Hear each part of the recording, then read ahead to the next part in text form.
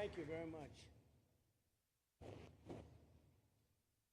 They've done a fantastic job. Even the microphone works well. That's good. Wow.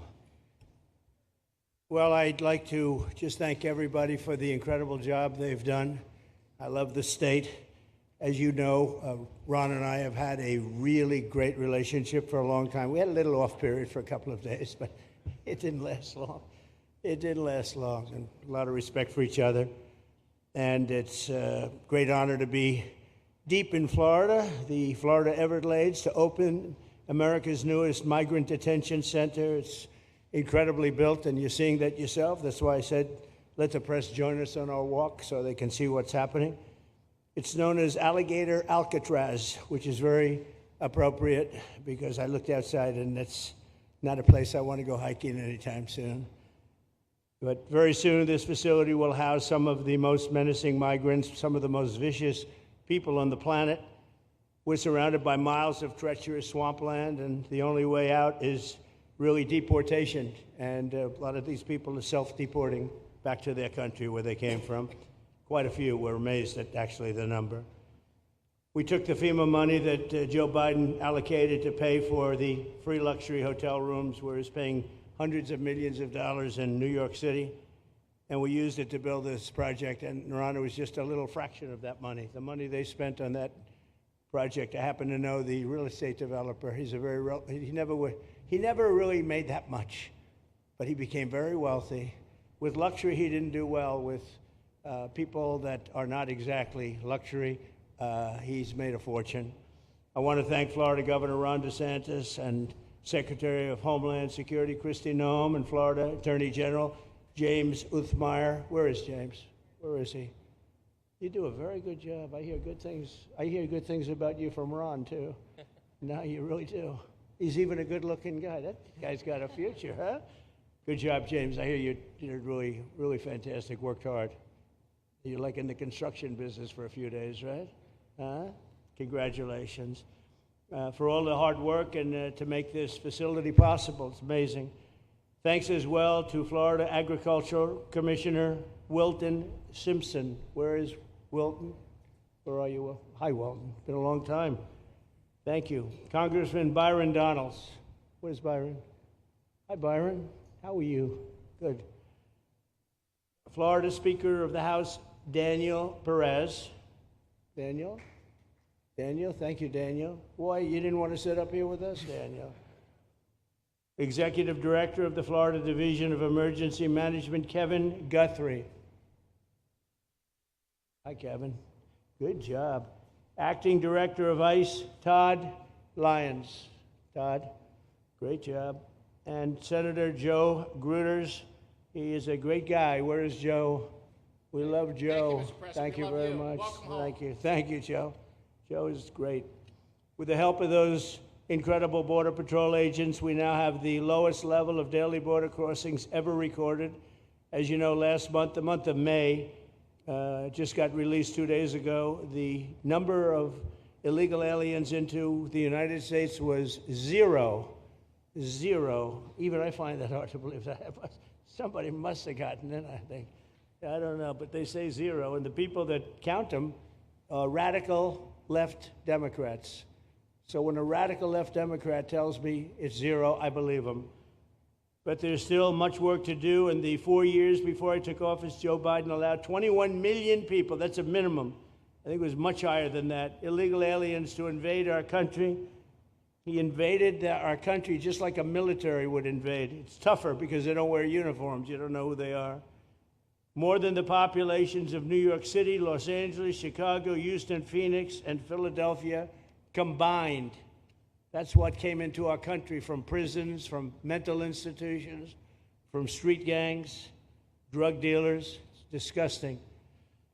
This enormous country-destroying invasion has swamped communities nationwide with massive crime, crippling costs, and burdens far beyond what any nation could withstand. No nation could withstand what we did, and we're in the process of doing it, but we have some great people doing it now, and you see them up here with me. But it's, I'd call it like an unforced era. It's sort of like men and women sports. It's sort of like transgender for everybody. How could they have done this to our country? And we're never going to forget it. Last year, 15% of all the hotel rooms in New York City were used to house illegal aliens at costs that they never got for luxury. They never got this much for luxury people coming in from the wealthiest places on earth. They made more money with the illegal immigrants, with many rooms costing more than $300 a night, 6 times the rent of a typical American family. In Denver, Colorado, the city was forced to cut $10 million from its police and fire department budget as part of a $90 million plan to house illegal aliens. And it's a population that's growing and growing and destroying Denver and growing. And again, it's destroying Denver. And it's destroying many other cities, too. Likewise, one of the city's largest hospital system is drowning in unpaid medical bills, unpaid in the billions, after their emergency rooms were flooded with tens of thousands of illegals, leading to the closure of critical services. And these are really critical services. They can't even keep them open for American patients. The American patients were treated worse than any illegal immigrant. In Los Angeles, 1 in every 4 students in the public school system is from a household headed by an illegal, and most of them don't speak English, so they're in a school system, and they don't have interpreters, they don't have anything, they don't speak English. What a mess, what a mess. Unforced error, all these people allowed to come in. The United States is now spending $78 billion a year on translation. Okay, think of that, $78 billion a year on translation, and smaller numbers on special education programs for non-English speakers in our public schools. So $78 billion, I think that's not a mistake. I would say $1 million maybe, hundreds of thousands of dollars, $78 billion, Joe, on translators and non-English speaking work. Federal government, the Justice Department, it's more than twice the cost of maintaining the United States Justice Department, what we're spending on translation and other things to help. In total, the average illegal alien costs American taxpayers an estimated $70,000. That's each, $70,000. I think that number is even low. If you care about balancing the budget, the single most impactful step we can take is to fully reverse the Biden migration invasion. One of the worst invasions we've ever had. We've never had an invasion like this. We've had invasions, but we've taken care of them. We've never had an invasion like this, and it's with us. And we have some very bad people out there looking to do big harm. That's why the One Big Beautiful Bill includes funding for 3,000 new Border Patrol officers and 10,000 new ICE agents. And I've gotten to know the Border Patrol and ICE very well. Unlike Kamala, she was the border czar, but she never saw the border. She never made one phone call. She was some border czar. She would have been some president. Probably would have been slightly better than Biden, though. I had to run against both of them, you know? The one guy, it's like a fighter. You knock out the one guy who's doing badly, then they put somebody else in, but fortunately she was a stiff also. Otherwise, I would have been very angry. I would have been extremely angry. The heroes of ICE will also help round up and remove members of the savage drug cartels which are coming back into our country. And we got them out. Now some of them came back in. We just got them out again, and that's going to be a vicious cycle.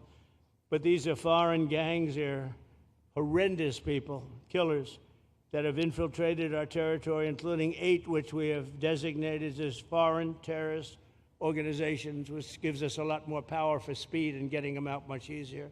And we had a great court victory, as you know, on Friday that allows us to do what we have to do from the Supreme Court of the United States. In 5 months, my administration has already arrested over 2,700 members of the murderous Venezuelan gang known as Tren de Aragua, including a pack of these sadistic animals arrested last month with over 280 guns, and these are guns of the latest caliber. These are guns that were made over the last period of less than a year, getting brand new guns, the latest and the greatest.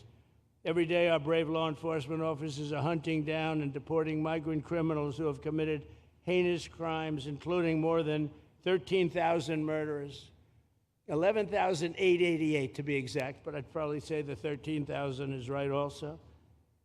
Think of it, 11,888 and more than half of them, they committed more than one murder. So, Ron, many of them are out of here already, but it's still it's a hell of a number to be confronted with. Just this year, ICE agents in Miami have apprehended illegals with arrests for murder, kidnapping, rape, child sexual abuse, and arson, people of the worst order. We're getting these monsters out of the United States, out of Florida, out of all the places that they're in.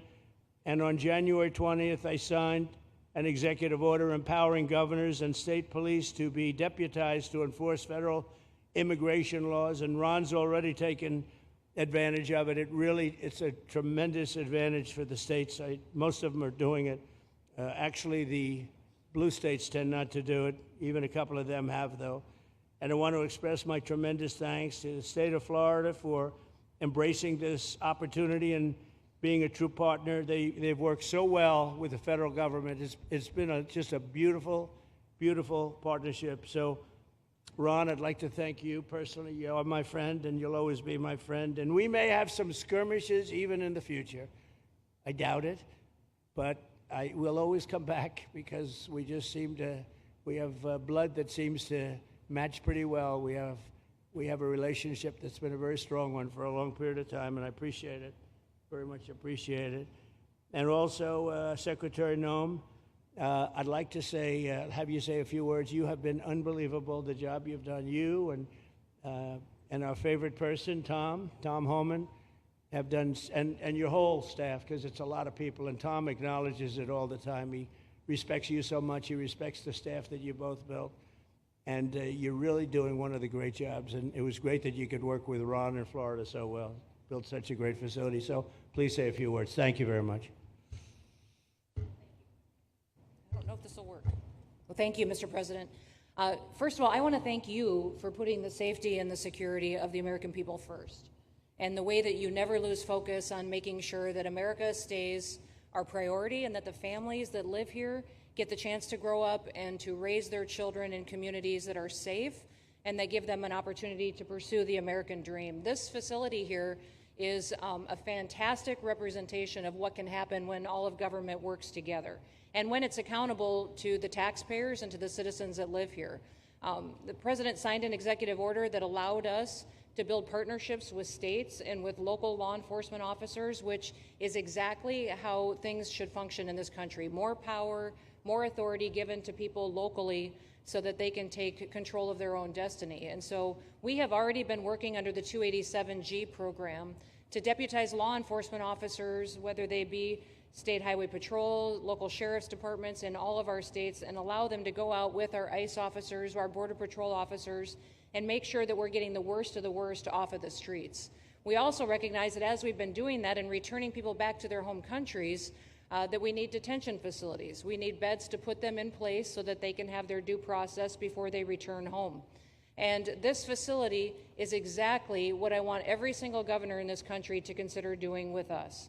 What happened to start this conversation was that a young man named Jimmy Percival in my office, my general counsel, who came from Florida and used to work here, called up the Attorney General and the governor and said, hey, what do you think about partnering with us on a detention facility that we could put in place that would allow us to bring individuals there?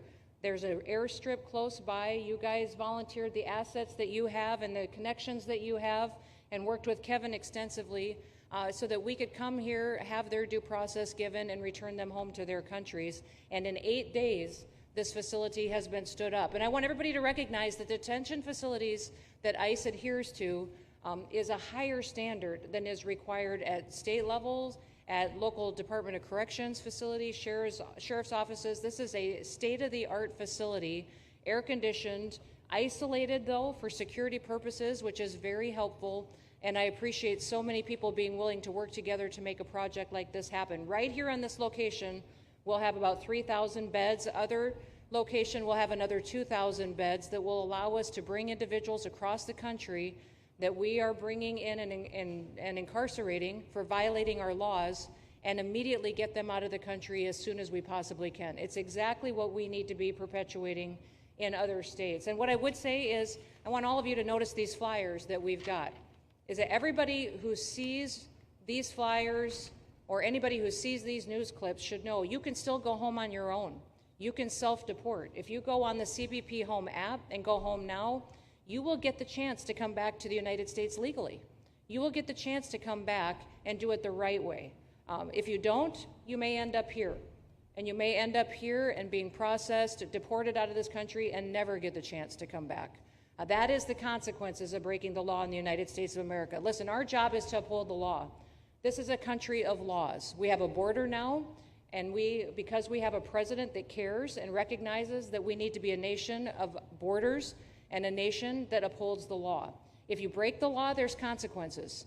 We will deport you, and you will never get to be a United States citizen. You'll never even get to come back here and work and to pursue the American dream. But if you decide you want to go home now, go home, and we'll help facilitate it. We'll buy your plane ticket. We'll get you there. In fact, I just got back from Panama, Costa Rica, Guatemala, Honduras. Those countries are excited to get their citizens home. They're setting up programs to loan them money to buy houses when they get there, help them with food assistance, get their children educated, scholarships. They want their citizens that are living here in the United States illegally to come home and to be a part of their economy and help their countries grow.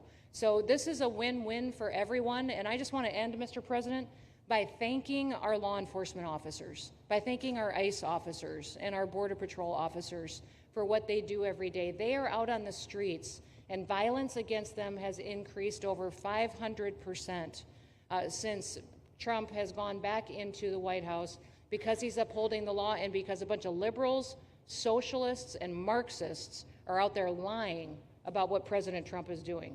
President Trump is upholding freedom by what he is doing. The freedom to live safely in this country and to do things legally and to have justice. And because those liberals, and I'm calling out you, CNN, I'm calling you out because you lie every single day about what these operations are. We are going after murderers and rapists and traffickers and drug dealers and getting them off the streets and getting them out of this country because Joe Biden let the worst of the worst come in here. The other day I was talking to some marshals that have been partnering with ICE. They said that they had detained a cannibal and put him on a plane to take him home, and while they had him in his seat, he started to eat himself, and they had to get him off and get him medical attention. These are the kind of deranged individuals that are on our streets in America that we're trying to target and get out of our country because they are so deranged they don't belong here. And they shouldn't be walking the streets with our children, and they shouldn't be living in the communities with our families who just want to grow up, go to job, raise their children to grow up and get a job and to live the American dream. So thank you to all of our law enforcement officers, those in our military that have been helping, our National Guard. Thank you to Governor DeSantis for stepping up and being an example to other governors. I hope my phone rings off the hook from governors calling and saying, how can we do what Florida just did? How can we do exactly what they did? Because we need this big, beautiful bill. We absolutely have to have this big, beautiful bill that has the funding so that we can continue this operation and we can get those bad criminals off of our streets and have the officers to do it so that when they go out on an operation, somebody's got their back. Somebody's got their back, they can do it safely, and they can go home to their families at night too. So this bill needs to pass through Congress so we have the resources at the Department of Homeland Security to make sure that our homeland truly is secure. And Mr. President, thank you for Stephen Miller. I just want to thank you for him. This guy calls me night and day and tells me all of his wise advice and wisdom, but he's a rock star because he loves this country and he's passionate about making sure that nobody is prioritized over an American citizen. We love everybody. We do. We love everybody. Not everybody. Well, a lot of people. But we shouldn't be putting people illegally above citizens. We should be making sure that we do things right, and that's what America has always stood for, and we're an example to the rest of the world because we do it right. So, Mr. President, you surround yourself with great people, and I think that's because everybody wants to work for the greatest president that the United States has ever had, and that's President Donald J. Trump. Thank you very sir. much, Chrissy. That's Thank so you for nice. your... Thank you. Thank you very much. And I have to say that, you know, when Christie's name was put before me by Tom Homan, by the way, because I wanted him for the border, and somehow I thought that was going to be good in that sort. But he didn't want the upper job, and I said, who do you recommend? Christie Noem. I said, oh, are you kidding? She's great, but she's such a fine, elegant person. He said, "Sir, she's tough as hell." I said, "Are you sure?" "You are tough as hell, I tell you, and you do it in a very nice way, but you are, if you ever saw her ride a horse, she rides a horse like she should be in the rodeo. She's like an unbelievable horse person, and you've done a fantastic job, and Steve Miller would even agree to that, and he likes nobody, by the way. I don't think he likes anybody. And another one we like is Ron. And Ron, would you say a few words, please? Sure. Well, thank you, Mr. President. Welcome back to Florida. And I think this is the first time you've been back since the events of a couple weeks. So just let me say, as somebody that was serving on active duty in Iraq back in the day, we witnessed the number of our troops that were killed or wounded by the Iranians. We know that they're a militant Islamic regime that was hell-bent on getting nuclear weapons, and under Joe Biden, they were about to get nuclear weapons. And because of your strong actions, those dreams and those ambitions have been reduced to rubble. And I thank you. I know a lot of veterans thank you, and people in Florida really thank you for stepping up and really making a strong, tough, but strong decision. I think we're much safer as a result of that. Now, on the immigration, I think President Trump's election represented the chance for us to finally solve this illegal immigration and border problem once and for all. I knew he was going to do the border, although he did it very quickly and very thoroughly. I think that no one can say that that's been anything but a spectacular success. But then we have the issue of Biden let in how many millions of people? And you had millions that had been in over decades previous to that. You can't have a country if you don't have respect for the rule of law. You can't have a country if foreigners get to decide who comes in. No, we, the American people, make that decision, who's allowed or not allowed to come into our country. We've seen Europe be overrun by open borders, so we're not going to let that happen here. So when President got elected, I knew that the states had an important role to play in facilitating this really, really historic mission. We're the only state in America, Florida, that requires full cooperation with ICE from all state and local law enforcement entities. And what is the net result of that? We have these agreements for these 287G task force with sheriff's departments, police departments, state agencies, and it's really instrumental in rounding up a lot of really bad people who shouldn't be here. If you look at the number of those full-blown 287G agreements that have been executed around the country, the state of Florida accounts for 60% of those. If you look at the number of immigration arrests of illegal aliens on any given day, the arrests happening in Florida constitute between 15 and 20%. Nationwide. So we're all in on this because we understand how important it is to our citizens. It crowds schools, it crowds medical, it crowds housing. Yes, you have illegal alien crime as well, and people want the problem solved. And the only way we're going to solve it is if states like Florida step up and help the president, help Secretary Noem get the job done. Now, this facility here was really in response to us working with DHS and ICE from the time the president got sworn in. And the number one thing they kept coming back to was, Biden decimated the agency. I mean, let's just be clear. You could have illegals in Florida. Biden would just release them. Even when they had notices or they had orders to be removed, Biden wouldn't send them back. So their interior enforcement collapsed under Biden. So they're building it back up. But they're like, we need detention space in order to be able to bring about more deportations. And so what we have here can hold 3,000 now. We have 2,000 facility up at Camp Blanding that we're going to be open, which is our National Guard site. But think about what you have here. They come here, say they already or been ordered to be deported. You drive them 2,000 feet to the runway, and then they're gone. It's a one-stop shop. And this airport that's been here for a long time is the perfectly secure location. It's going to make a big difference. And let me just thank everyone who was involved. We got the call from DHS a little bit more than a week ago, and here we are 8 days later with this facility open, and as soon as Air Force One departs, it'll be swept, and it'll be open for business to be able to do. But our goal here is to process them and be able to effectuate their return to their home country.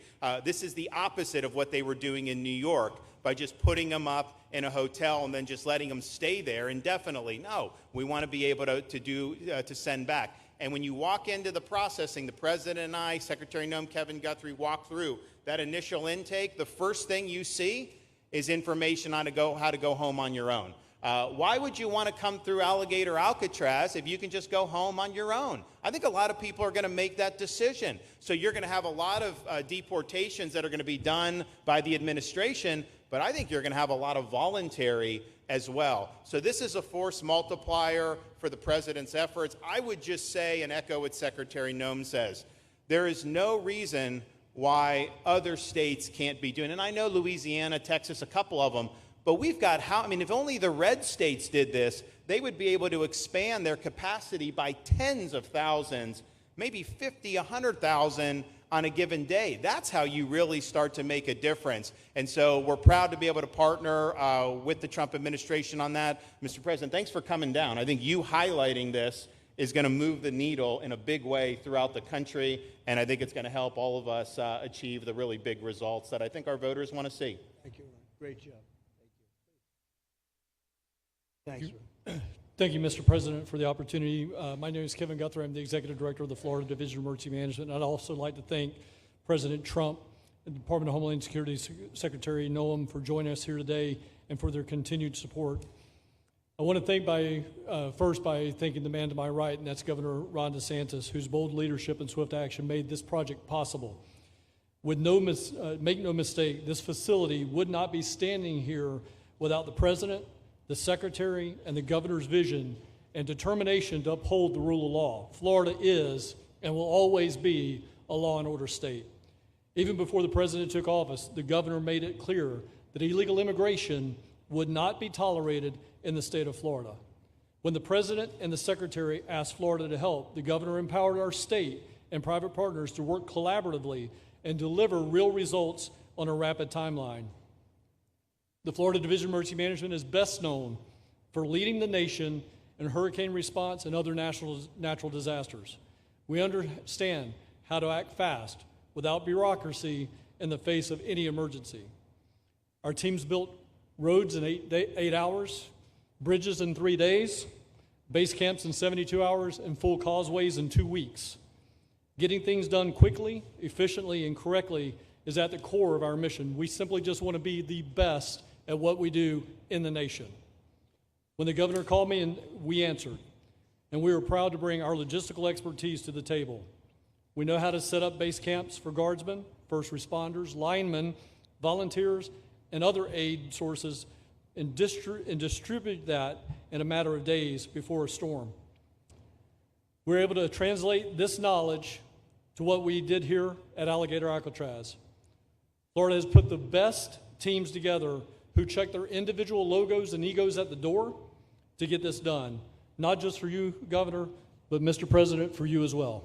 There are over 13 different vendors that came together to get this solved in 8 days. Truly a whole of private sector partnership to get that done. Behind you on these boards, in only 8 days, we have built a fully compliant detention facility with a detainee capacity of up to 3,000 people, with room for additional capacity if you asked us to do so. The detention facility includes over 158,000 square feet of housing and is a fully aluminum frame structure rated for winds of 110 miles an hour or a high-end Category 2 for those people that don't think that we're taking that into consideration. This is Florida, by the way.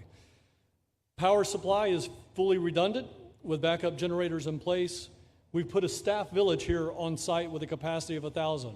Our services are hot meal 3 times a day, 24/7 medical facility, pharmacy, air conditioning, access to indoor and outdoor rec yards, legal and clergy support services, laundry. Our security element is over 200 security cameras throughout the facility, more than 28,000 feet of barbed wire, 400 plus security personnel to include 200 men and women, soldiers and airmen underneath Major General John Haas's command as the Adjutant General of Florida. And it's all surrounded, as you pointed out, Mr. President, by 10 miles of beautiful Florida Everglades. Contingencies, as with all state correctional facilities, we have a hurricane plan. We will not wait for a Cat 2. We will follow our normal evacuation procedures as we do for any other facility statewide in our great state of Florida. We have on-site fire and EMS resources so that we don't burden the locals with any type of response. All in all, sir, this has been a perfect state logistics exercise for this hurricane season. Everything we did here in the last 8 days God forbid, if we have a hurricane, we're going to do it again. This was a dress rehearsal for us, and we are ready, willing, and able to support you, sir, the governor, secretary, and everything that you need us to do. Just a week ago, it was a taxiway and a runway, and now is a fully functioning facility. We are happy to support you, Mr. President, Governor, Secretary. Fantastic job. Thank you.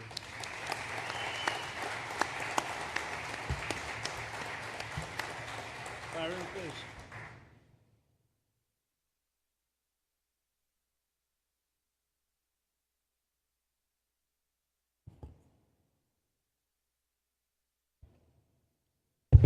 There we go. First of all, Mr. President, we all have to thank you for your leadership and for the mandate that the American people gave you to finally secure our borders and to deport criminal illegal aliens and longstanding illegal aliens out of the United States. That is a mandate given to you by the American people. I know Secretary Noem, Stephen Miller, Governor DeSantis, myself, on behalf of the other members of Congress in the Senate, and of course here in Florida, we are behind you 100% in that mission.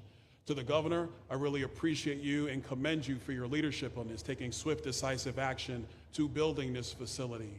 One of the things that has occurred because of the work you did earlier this year with the legislature is that our sheriffs are out there every single day. They are arresting these criminal aliens in our streets, and they're seeing some backlog in their jails. So this facility primarily goes to address some of that backlog and then to help us fulfill the mission that the president has led us to. So Governor, thank you for your leadership and thank you for your decisive action on this. It really does mean a lot to all the people of Florida, of course the people of the 19th Congressional District. Secretary Noem, I mean, what can I say? The president's right, you're double tough. So we appreciate all your leadership. You and Tom Homan have been doing a great job. And I'm actually going back to D.C. after this because we have to vote on one big, beautiful bill in the House. We have to get that to the president's desk so we can get you the resources that you need to fulfill the mission that the American people have asked us to do. I totally agree with what Mr. Guthrie has said. This is a logistical marvel when something like this occurs. We've seen Florida Department of Emergency Management answer the bell time and time again. The governor has said we need to accomplish this, and DEM gets that job done. And we had a side conversation about, I know there were some concerns. People were like, well, what happens if a hurricane comes? What happens if this happens? And I looked at Kevin Guthrie and I said, you already have a plan, don't you? And he goes, of course we have a plan. You know that we do.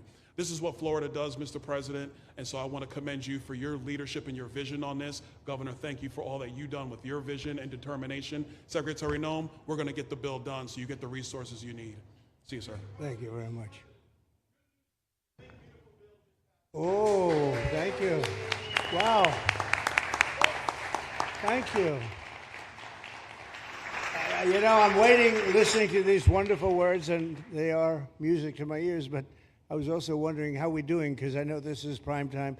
It shows that I care about you, because I'm here, and I probably should be there, but we do care. Thank you very much. James, please. We're all happy now, James. Yeah. Well, I can speak on behalf of all of our sheriffs, state law enforcement, our police chiefs. We are going to continue to make arrests, our pedals to the metal, as many as we can. We want to fill this place up.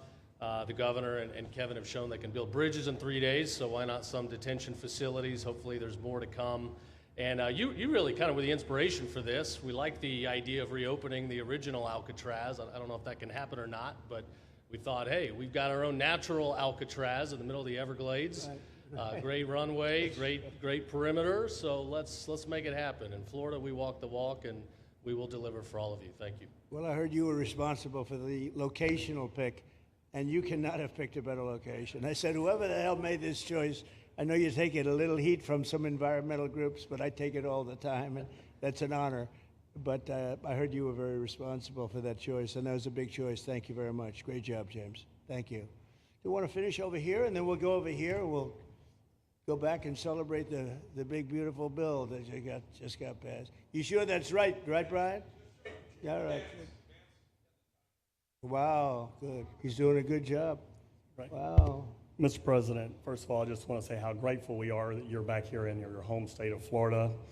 You've been doing an amazing job, not only at our border, but around the world, keeping this country safe and Americans. We are grateful for your leadership. God had a plan for us, and it was Donald Trump. So thank you for that. As a member of the Immigration Board and as the Commissioner of Agriculture of this state, I've been happy to help lead with the governor and the rest of the cabinet on this issue. We're very proud, Secretary Noem's here today and others, to represent not only the United States in our efforts to make this commitment to keep our citizens safe, but we're going to continue in Florida to remove the barriers to have your vision come true of a safe United States. We're going to get these illegals, the illegal criminals out of this state, and we really appreciate you and your leadership in this effort. So thank you for being here Thank you today. very much. You're doing a great job, too. Thank you. Thank you, Mr. President. Joe Gruters, State Senator. I'm a member of your Homeland Security Advisory Council, your Vice Chairman. Thank you for that appointment. And thank you for coming back to Florida and everything that you do. Every single day you are delivering on the promises that you promised to us at all of the events you've done throughout the years, but specifically this last campaign. You deserve all the credit for everything, and you are surrounding yourself with incredible people like Secretary Noem, Stephen Miller. And just like your big, beautiful bill here in Florida, there was a lot of commotion about our immigration bill. And we had 3 B's in that: beds, badges, and bad guys. And this goes right along with our beds and the resources. And I give the governor, Ron DeSantis, a lot of credit for stepping up and making sure that we all work together, because at the end of the day, even if sometimes there are skirmishes, as a result of the back and forth, we ended up with a better bill, and we all win. And what we're doing here in Florida hopefully will happen all across the country. Your leadership is amazing. Keep up the great work, and just know that Florida loves President Donald J. Trump. Thank you very much, Joe. Appreciate it for a long time. Appreciate it. By the way, Okeechobee is something that we did together also, and that was a lot of money spent. I hope it was well spent. I know we did a Rolls-Royce job, but it's a lot of money that we spent out there together. And how is it going? You can delegate that to us, because we move faster than the Army Corps. Good. So we will finish that reservoir. Good. If you delegate it to us, I'll get it done and much quicker. Oh, I would do that. Yeah. I'll tell you, let me ask myself permission. Permission granted. Go ahead, get the thing, get it complete. You want to do All right, that? we're gonna go talk to ahead, the do Army it. Corps Good. then after this. Good. You can move faster, actually. Please. I think it, oh. No, sir, just first on behalf of the men and women of ICE, we just want to thank you for allowing us to do our job again. You know, your vision and under Secretary Noem's leadership, this is what the American people want. And I hope that you see great results of what we're doing out there every day, getting the worst of the worst out of our communities. Because of you and Secretary Noem, I have the privilege to lead one of the most premier and the finest law enforcement agencies that we do have in the United States. And the men and women of HSI and ERO Miami do incredible work like you highlighted. And with the governor and the state of Florida, the partnership in Florida has been amazing. The 287G program is only going to help us to identify all those known gotaways and get the worst of the worst out of the neighborhoods. And through our Homeland Security Task Force, we are going to make America safe again. So thank you very much to both you and the Secretary. Thank you, Todd. Great job. Really great job you're doing. Thank you. Please. Good morning, Mr. President. Hi. Thank you so much for coming. Again, as Garrett Ripp, I'm the Field Office Director for ICERO here for the Miami Field Office. Incredible collaborative work we've been doing together, working with the state, working with our local partners. And again, just the 287G is going to open up that aperture and allow us to get those bad hombres off the street and get them into this facility. And we're looking forward to it. And again, just appreciate all your support. Thank you. Always thank you. You've always been so great. Thank you very much. Please. Good afternoon, Mr. President. On behalf of Air Marine Operations, my name is Andres Blanco. I'm the Executive Director for Southeast Region.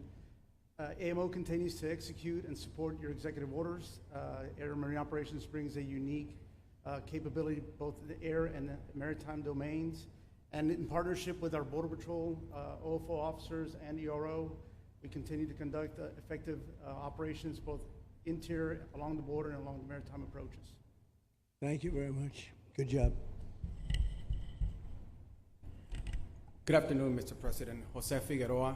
I am the Acting Special Agent in charge for Homeland Security Investigations here in South Florida, and our office covers from Key West to Fort Pierce. Tremendous collaboration here with the state and our federal partners. HSI is conducting criminal investigations into TDA, MS-13s that are involved in human smuggling, sex trafficking of minors, and we will continue that effort with your support. Governor DeSantis, thank you very much for this facility. Looking forward to continue the great work. Thank you. Thank you very much. Steve, would you like to say something? Our star. Thank you, Mr. President. I just want to say on a personal note, getting to watch what you've done over the last 5 months to deliver on a 50-year hope and dream of the American people to secure the border. When President Trump came into office on January 20th, the United States had endured the largest wave of illegal immigration in human history. Not just American history, human history. And within just a few days, President Trump, through his strength, leadership, diplomacy, and vision, achieved the most secure border anyone in the world has ever seen. When we recently went overseas to the NATO summit, I had senior staff in foreign governments come up to me and ask me how he achieved the Trump miracle on his border and could that be replicated in their countries. For individuals who don't work in this space, to have 0 successful illegal entries in an entire month should be an impossible achievement. There's a 2,000-mile border with one of the poorest countries in the world, and you have open travel from 150 countries into Central America and South America. There are 2 billion people in the world that would economically benefit from illegally coming to the United States. And through the deployment of the military, through the deployment of novel legal and diplomatic tools, through the building of physical infrastructure, through the empowering of ICE and Border Patrol and the entire federal law enforcement apparatus, President Trump achieved absolute border security. And now, once this legislation is passed, he will be able to make that with those resources permanent. Watching what you've done, sir, has been one of the honors of a lifetime. I'm proud to be able to play any role in it. And what President Trump is going to achieve next with the resources in this bill will make America safer, stronger, freer, more sovereign, and more prosperous than it has ever been before. Thank you, sir. Thank you, Steve. Oh. Thank you. And the bill is going to be great for Ron. It's going to be great for Florida, too. A lot of set-asides for Florida, some of the things that you wanted to do. And so it's great news to hear that it was approved. Do you want to take a few questions, Ron? We'll take a few questions from these. Yeah, please, go ahead. Yeah. Thank you, Mr. President. Given the likelihood of the One Big Beautiful Bill passing, and we look forward to the success of this facility here, how many more facilities like this do you feel that the country needs in order to enact your agenda of mass deportations? Well, I think we'd like to see them in many states, really, many states. This one, I know Ron's doing a second one, at least a second one, and probably a couple of more. And, you know, at some point, they might morph into a system where you're going to keep it for a long time. You know, it's not that far away from jails that take years to build and money is spent and wasted. And, you know, like the railway that they have in California that costs like 40 times more than it was supposed to cost. The same things happens with prisons. You look at this in a short period of time, Ron, James, and some of the people that really worked on it along with our people, they did this in less than a week.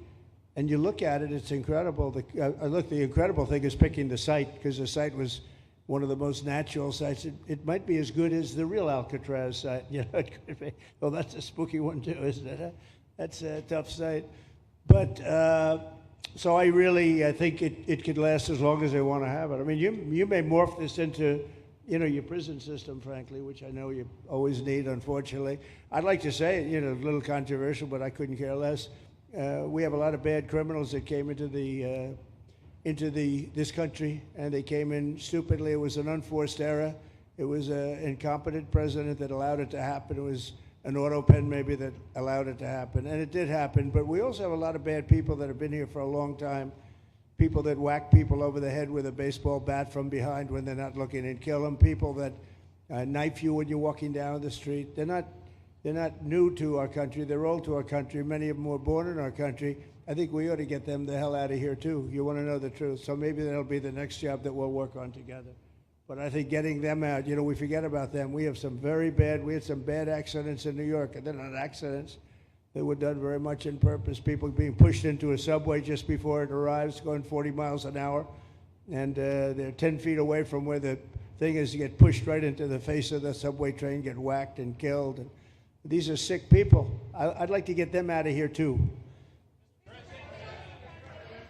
Yeah, please, go ahead. White shirt, glasses. Julio Rosas, Blaze Media, sir.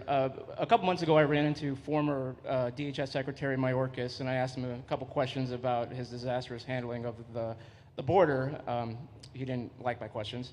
But the number one question that I heard from people in responding to my video was, why hasn't he been arrested yet? Obviously, you guys are cleaning up the mess that was made deliberately for the past 4 years, and so people want accountability. It's great to see that the border is secured, and it's great to see the state level cooperation. But I guess I would ask you, why hasn't he been held accountable, or anybody really? Well, pardons were given out by to many people, and they shouldn't have been given out. Like the Unselect Committee of Political Thugs was given a pardon because they destroyed all of the information from 2 years of hearings, and they should be arrested, but they were given pardons. Was he given a pardon, Mayorkas? Was he not? I don't believe so. Well, sir. I'd take a look at that one, because what he did is it's beyond incompetence. Something had to be done. Now, with that being said, he took orders from other people, and he was really doing the orders. And you could say he was very loyal to them, because it must have been very hard for him to stand up and sit up and talk about what he allowed to happen to this country and be serious about it. So he was given orders. If he wasn't given a pardon, I could see looking at that. In fact, why don't you take a look at it, Kristen?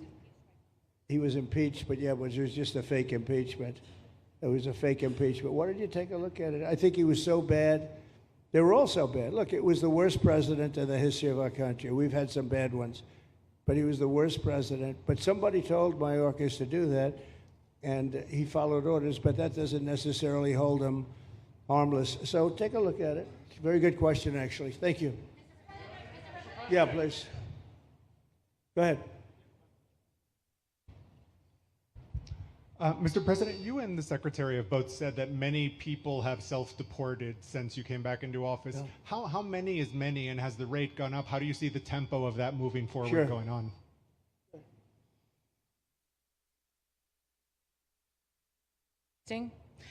We have had several 100,000, but also we have many that have self-deported, not even using the CBP Home app. When I have gone to these other countries to negotiate security agreements and information sharing on criminals, who's coming and going into their countries, they report that hundreds of thousands have come home that weren't on our radar, that they are coming home on their own and self-deporting because they want the chance to be able to go back to America someday. So we believe it's over 1 million, possibly more than that. I'm asking all of those countries for their information on what they have of individuals that may have returned home, that they have taking advantage of their programs to help them become a part of their civilization again too. So we know it's over 1 million, but we have to, I'm getting more information, and that number will grow. If they don't leave, they never get the chance to come back. If we have to take them out, and we will, they'll go out, but they never get a chance to come back. The other way, we actually make it a little bit easier for them to come back. Okay? Thank you. Good question. Thank you. But we are already hearing from some Republicans in the House who say they cannot get on board with the changes that were made to the bill in the Senate. What is your message to those holdouts? Well, I just heard that about the Senate, and the bill just passed, and it tells you there's something for everyone. I mean, it's a great bill. There is something for everyone, and I think it's going to go very nicely in the House. Actually, I think it will be easier in the House than it was in the Senate. And just to be clear, on the Medicaid cuts, you've promised not to cut Medicaid, said this is all just targeting waste, fraud, and abuse. Are you saying that the estimated 11.8 million people who could lose their health coverage, that is all waste, fraud, and abuse? No, I'm not saying that. I'm saying it's going to be a very much smaller number than that, and that number will be waste, fraud, and abuse. And if you look, they took a much more liberal stance on the Medicaid situation than they could have. They had a tough stance and a weak stance. They took not a very strong stance on that to start off, and it's waste, fraud, and abuse, and everybody wants that covered. What number is that? What analysis are you seeing? I'm not seeing a number, but I know it's much less than the number you gave, and we really were very, very cognizant of three things. Social Security, we're going to take care of it beautifully. Medicare and Medicaid, and we are going to save it, whereas the Democrats are going to, you won't have it. they will destroy Medicare and Medicaid, and they have to because their numbers don't work. So it's not going to happen. They're the ones that have destroyed Medicare. They have made it so bad already, they're going to make it a lot worse. But now we'll be in charge, so we're going to have no problem with Medicaid or Medicare or Social Security. Thank you. Yeah. Claire Gall with Wink News in Fort Myers. What is your direction to ICE when it comes to arresting farm workers here illegally, other workers in industries that are pretty critical to Florida's economy? Yeah. Well, we're very much cognizant of that. And as you know, I won the farmers by 92%, and I'm not going to be abandoning my farmers. We were strong on the borders, but we're also strong for the farmers and for others in the hotel industry, et cetera. You know, we have similar situations. And Christy and I, and we'll be working with Ron and a lot of the states. We're going to work something where the farmers can be responsible for some of the people that have in. They have people run for 10, 15 years that they know very well. We're going to put them responsible and we're going to issue a form of a card or document, and the farmer's going to be responsible for these people. They're not going to have citizenship, but they'll be working, they'll be paying taxes. We need to get our farmers the people they need. Otherwise, our farmers aren't going to be able to do their land.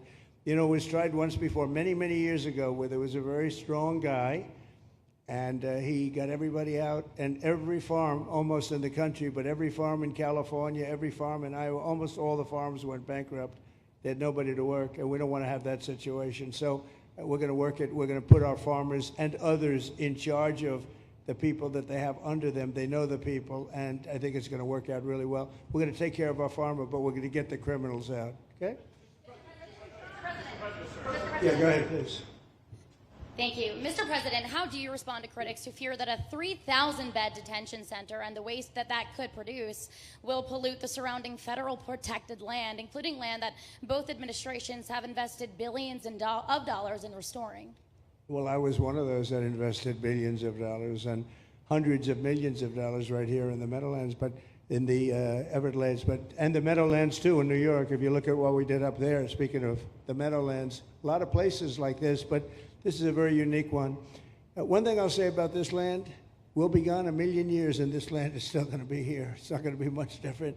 You'll have the water moccasins, you'll have the alligators. You may not have people, but you're going to have all those animals. They're going to be around, and you got plenty of them out here. I think it was a brilliant choice, and I think almost anybody in his or her right mind would say this was a brilliant choice. I give the governor a lot of credit for using this piece of land. And in addition to that, it's on top of something that was already developed. It's an airport. You know, you have the runways, so it's already been developed. So it's not like you're dropping dirt right into the thing. There was zero movement of that. That was done many years ago because the airport's very old, but it was an abandoned airport. And frankly, it's like perfect. And you can do expansion on this site substantially without doing anything. So the people, I heard them complaining about the Everglades. There's no, I don't think you've done anything to the Everglades. I think you're just enhancing it. This was already here. How long has the airport been here? Decades. Many decades, yeah. And they have, Kevin, all these guys, have a waste plan, like the wastewater gets trucked out, potable water gets, literally, they have, even our DOT has put things up in case there's any seepage, which we don't. So you are literally doing this on concrete that's already here. So I don't think those are valid and even good faith criticisms, because it's not going to impact the Everglades at all. President's been a champion. We've been a champion, really changed the game in Florida on it. I think it's just people don't want to see illegal immigrants deported, and that's their ideology, and they have a right to that. But illegal immigration's unpopular, so they know that they're going to have less effect trying to do it. So they're going to try, oh, well, no, it's just about the Everglades. But really, I think a lot of those people, they just don't want to see illegals deported, because if you actually hear everyone's here, you obviously know there's zero land that's being disturbed. Well, when we talk about popularity, though, I will say I ran on the issue of illegals, and we have to get them out. And I won 82% on that issue. So I think that they may not like certain aspects of it, but ultimately they do not want them in their country. And if this is a part of a use, but I think from an environmental standpoint, it's incredible. In fact, when we landed that very big, heavy plane today, They came out and checked it fairly. I think they want the president to be able to land on a piece of concrete that's not going to go 6 feet underground. And they checked it. They came back and they said, this thing is really solid. So it's been there a long time. It's going to be here a long time. And it was a great choice of a site. Thank you. Yes, please. Brian, go ahead. Yes, sir. The people of Syria were recently seen on the streets waving American flags, chanting Trump, Trump, Trump. They're so appreciative of the economic sanctions that was lifted on that country, giving them a little bit of hope for prosperity. You want to comment on that? Well, they're great people, and the man that is leading them has a reputation. He's the head of some pretty tough organizations, and a lot of people criticized me for that. I said, well, what are we going to do, take him out of a day school, a country day school? It's going to be, by nature, I would think, Ron, they'll be pretty tough, and he is pretty tough, but I met him, spent a lot of time with him, good guy. I took off the sanctions because if I didn't do that, they wouldn't have had a chance. And Syria has a chance. The people are great. They work hard. They're very smart. It used to be a place of professionals, accountants and lawyers and doctors and high academic credentials in that part of the world. And I think it's going to work out great. I took off the sanctions, and they were very appreciative. They were shocked, but they were very appreciative. We're giving them a chance at survival. With the sanctions, it couldn't have worked. Thank you. Mr. President, your beloved New York City may well be led by a communist soon, Zorhan Mandami, who in his nomination speech said he will defy ICE and will not allow ICE to arrest criminal aliens in New York City. Your message to communist Zorhan Mandami. Well, then we'll have to arrest him. Look, we don't need a communist in this country, but if we have one, I'm going to be watching over him very carefully on behalf of the nation. We send him money. We send him all the things that he needs to run a government. And by the way, they get about 3 times what you get, Ron. If you look at the per capita, Florida gets 1/3 of what New York gets in terms of the numbers. Why don't you give us those numbers? Yeah, well, because that's what we should send him. Yeah, well, like sometimes people say Florida gets more because they count Social Security recipients, but that's not money to the state. Those are seniors that live here. If they move to North Carolina, you could count it there. So it has no interaction with the state government. They get more on the city and state governments than we get. Right, substantially. We're going to be watching that very carefully, and a lot of people are saying he's here illegally. We're going to look at everything, and ideally. He's going to turn out to be much less than a communist. But right now, he's a communist. That's not a socialist. I've always said, we will not have socialism in this country. In the speeches, I said, well, what? They skipped socialism. And you got a lot of them like that. And you see AOC, she's out there with her, bad IQ. She's out there ranting and raving about how wonderful he is. And look, so far he's winning. He still has a race to win, but so far he's winning, and he has an advantage as a Democrat in New York City. I was there a long time ago, and it was a long time since a Republican won the city, but you would think that a Republican would be able to win. Or you have a good independent running, Mayor Adams, who's a very good person. I helped him out a little bit. He had a problem, and he was unfairly hurt over this question. He made a statement to the effect that this is terrible. New York City can't have all these immigrants come in, and like he was indicted the following day. And I said, that was a phony indictment, and it was a phony indictment. That was a Biden indictment. I said, don't feel bad. I got indicted 5 times every time you opened your mouth. That was a bad group. That was a very dangerous group, I will tell you. These were not nice people. That was the only thing they could do. They had no policy. They had no skill. They had no anything. But they were very good at that. They were vicious, vicious, horrible people. Thank you very much. Yeah, please, go ahead. Anna Giratelli with Washington Examiner. Governor DeSantis has proposed using National Guard, deputizing them as immigration judges to get through this massive backlog of people in the immigration court. Would you be open to that? Yes, he has my approval. Okay. That wasn't too hard to get, was it, Ron? He didn't even have to ask me, James. You didn't even need James to ask me. He has my approval, okay? Good. I also like what he's doing in Okeechobee. He has my approval for that, too. I don't know how we work that out, but we'll work it out. We'll follow up. Go ahead. Please.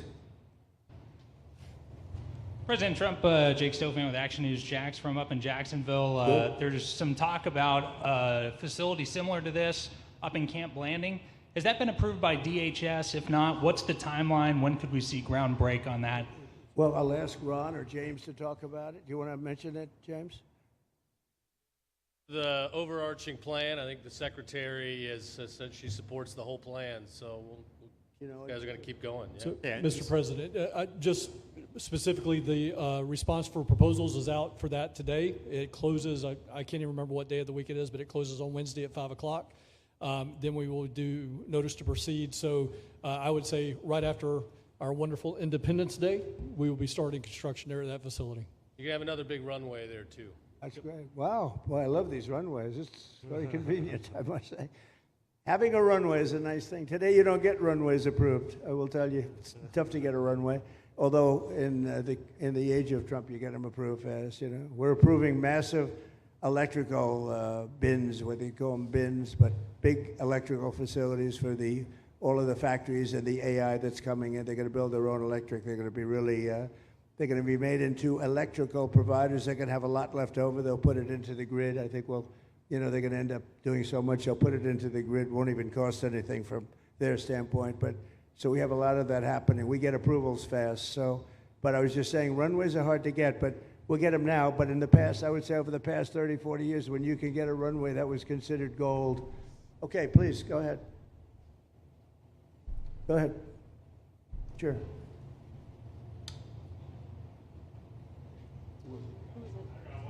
Okay, go ahead.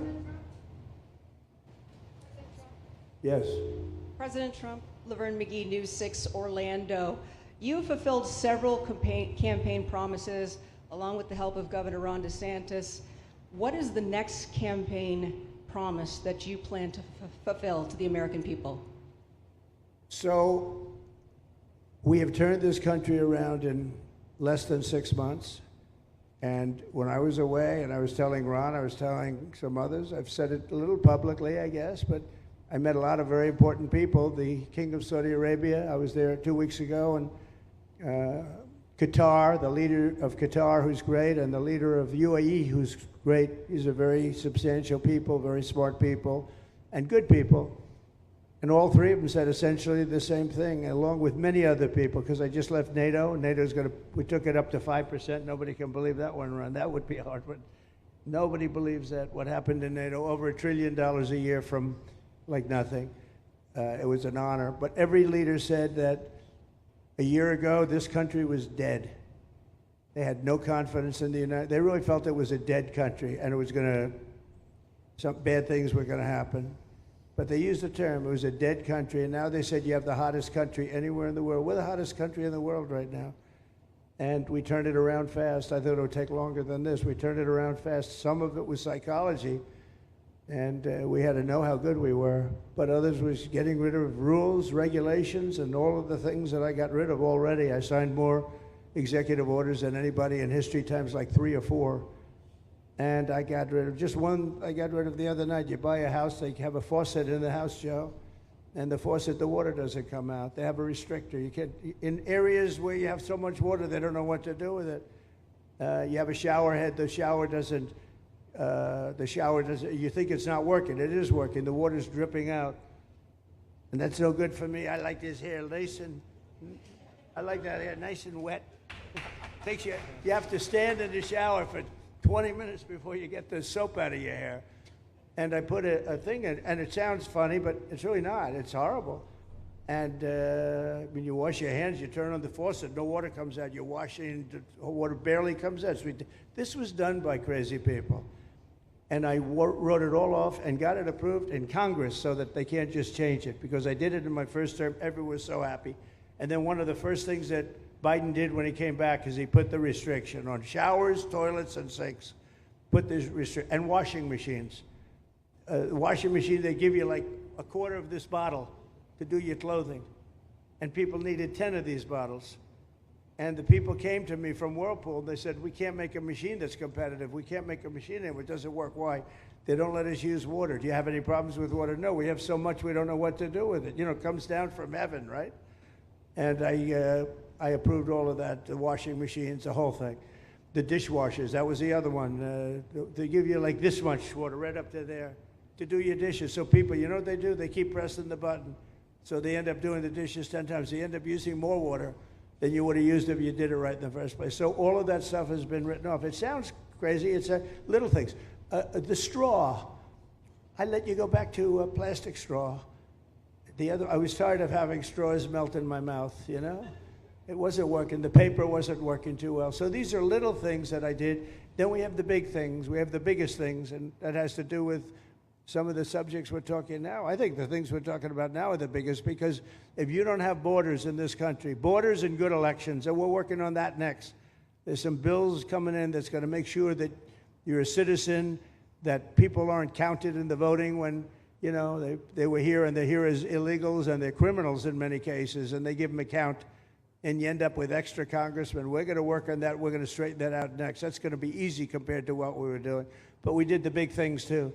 But little things like that, a straw, little things like a washing machine with no water. People go out, they spend all their money on a washing machine. The damn thing doesn't work. You can't use the water. Then you go to your sink and that doesn't work either. You're stuck. You know what you do? You have dirty plates the next day. That's it. And we solved so many common sense problems. And they weren't easy. You know, there are people that really believe in this stuff. But, you know, most states have so much water they don't know what to do with it. And look at North Carolina. I mean, they had a lot of water, and they have to get restrictors on their, you know, on their kitchen faucets. So we're very proud of the things we did, and we're going to do a lot more of them. Yeah, please, go ahead. You guys in good shape. Hey, it's Eric Bowling. How you doing, sir? Something we've talked about for, I'd say, better part of 20 years. I think it's something near and dear to your heart, energy, our energy security. Yeah. Under Joe Biden, average price of oil for the 4 years was about $79 a barrel. He drained the SPR halfway down, promised to replenish it, never did. Right. Under you, first term, $53 average price for 4 years. Biden was $78 for 8 years. It was never refilled. The question is now it's $64 or so. Yeah. What coming down rapidly. Coming down, and what a great opportunity to fix another one of Joe Biden's problems, one of the things he broke in America, giving us the energy security of an emergency SPR, Sure. fill it to, maybe even go beyond and fill it to 1 billion barrels this time at a much cheaper price. Thoughts on the energy sector? So it holds 77 million barrels, and we had it up to the top, if you remember. And I was proud of that, and I made a deal to buy it at the lowest price of oil. It was a good deal, good instinct. And we filled it up, and when he came in, he started using it to keep oil prices down because he blew our energy policy out. Energy and his bad spending is what caused inflation. So now we have no inflation. Gasoline just hit $1.99 today in 5 states. $1.99, isn't that a nice sound? It was up to $4, and going up to $5, $6, and $7. In California, it was $7.70. But we just hit in five states, $1.99, $1.98. And it's coming down to that level, so that'll be a big thing. And one of the reasons the prices and costs are going down when you go to the supermarket, because I said I was going to get costs down. We're getting the costs down. Food is coming down. When I came out, my first week, if you remember, I had a lunatic reporter screaming at me saying, eggs are going through the roof. What are you going to do about eggs? I said, I just got here. I didn't know anything about eggs. I had to call you. I said, look, I just got here. Tell me the problem. Well, they're doubled in price, and they're going to be 5 or 6 times higher. They were right, actually. I said, let me work on it. And now we have eggs down to the same numbers it was when I first came in. You know, we lowered the cost of groceries. A simple word like that, groceries, it was like almost a strange word. I hadn't heard the word in so long, but what could be more beautiful than the word grocery? And we have the prices way down. We have the energy way down. Energy brought the groceries down, if you want to know the truth. And, you know, so we think we're going to get it lower, and we're going to fill up the it's called the Strategic National Reserves. I had it topped out, and this guy would use them every time before the election. He'd use them whenever they had an election. It was artificial. But believe it or not, as big as that are hundreds of millions of barrels of oil, all filled up at low prices. But it was really meant for wars, and it wasn't meant for keeping your prices down during a holiday so that somebody could get elected. But they used it, and they didn't bring it. The only mistake you made, they didn't bring it a little down. They brought it right down to the bottom. The thing is practically empty. They never filled it up. They never spent 10 cents in filling it up. And we'll do that. When the market is right, we'll fill it up. I want to fill it up when the market's right. Thank you. How about one more question? Okay, please, in the back. Dana Marie McNichol, Fox News Channel. Mr. President, is there an expected time frame that detainees will spend here, days, weeks, months? And does that have anything to do with the immigration judges you just spoke about being trained and staffed here? When you say, what was the first part of your question? Who? Is there a specific time frame you expect the detainees to spend here? Days, weeks, months? In Florida? Yes, here at Alligator, Alcatraz. I'm going to spend a lot. Look, this is my home state. I love it. I love your government. I love all the people around. These are all friends of mine. They know them very well. I mean, I'm not surprised that they do so well. They're great people. Ron has been a friend of mine for a long time. I feel very comfortable in the state. I'll spend a lot of time here. I want to, for 4 years, I've got to be in Washington, and I'm okay with it because I love the White House. I even fix up the little Oval Office. I make it, it's like a diamond. It's beautiful. It's so beautiful. It wasn't maintained properly, I will tell you that. But even when it wasn't, it was still the Oval Office, so it meant a lot. But I'll spend as much time as I can here. My vacation is generally here because it's going to be the most taxes of any people anywhere in the world, for that matter. They're moving to Florida and other places. So we're going to have to help some of these states out, I think. But thank you very much. I'll be here as much as I can. Very nice question. With that, I'd like to just end by saying I want to thank Ron and James and all of the people that have done such a great job, all of your staff. Really fantastic work. And it really started with site selection. You can do a great job, but if you have the wrong site in real estate, you have the wrong site, you're dead. And this was a great site selection, despite what you may read in the environmental press. Good job. And this was an honor for Christy and myself and Steve and all of our people to be here. And I also appreciate the media. They've treated us very fairly. Over the last few weeks, I've been treated very nicely. And it's so unusual. I'm not used to it, but we've gotten great accolades. Brian, I want to thank you for calling out because I was waiting here because I knew the vote was taking place and I'm answering questions, right? So I want to thank you very much and say hello to our friend. And I will see a lot of you. Thank you very much. We're going to make America great again. Thank you very much.